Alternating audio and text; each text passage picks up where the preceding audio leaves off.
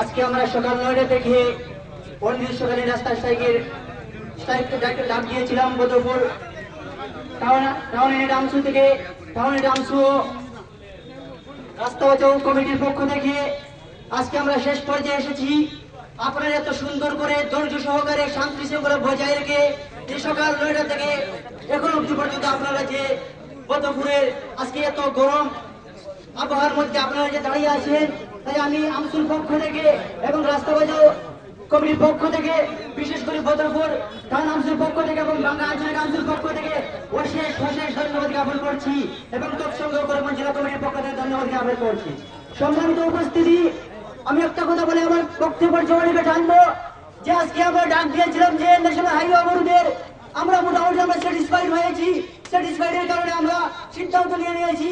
সিদ্ধান্ত নিয়ে আজকে আমরা পূর্ত বিভাগের ইঞ্জিনিয়ার এখানে আছেন, এসডিও এখানে আছেন এবং সার্কেল অফিসার সাহেব এখানে আছেন।